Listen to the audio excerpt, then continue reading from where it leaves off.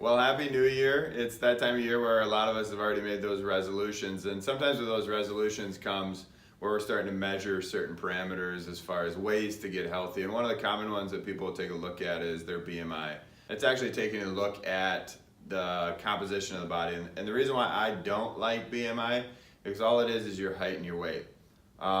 Somebody could be extremely fit, all muscle, and weigh the exact same as somebody that doesn't exercise and they sits on the couch. One of them is obese and one of them is fit, but their weight and their BMI is going to be the exact same.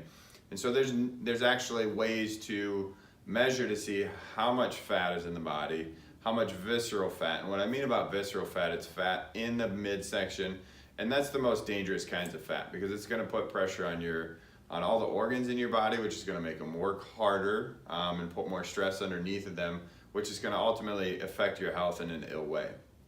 So there's ways to actually look to see how much fat the body is made up of, how much muscle there is. And at the same token, if we're measuring it and we want to transform what we're looking like, transform what our body is doing and how it's functioning, we start to exercise properly, we start to eat properly, we start to get adjusted. We're doing all the proper things to be healthy, and if we're only measuring BMI, it's not taking into consideration, yes, if I'm doing those different pieces and I'm doing them correctly and guided and I have somebody holding me accountable so that way they ensure that I'm successful,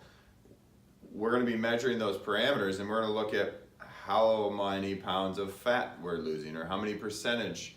of fat that we're actually losing. But on the same token, if I'm exercising, I'm doing strength training, I'm going to be putting on lean muscle mass. Okay, so I could lose 5 pounds of muscle,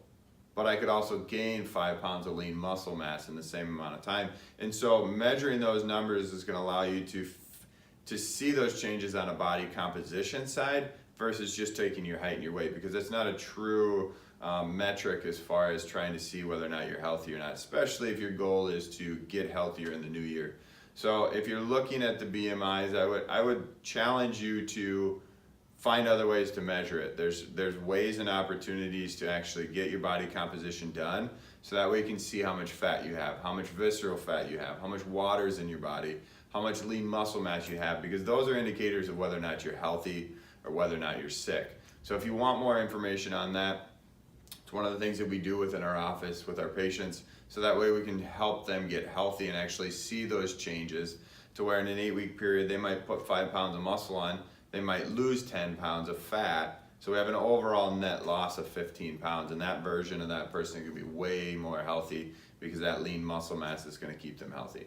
So if you want more information, check us out on the web or give the call at the office at 608-833-9445.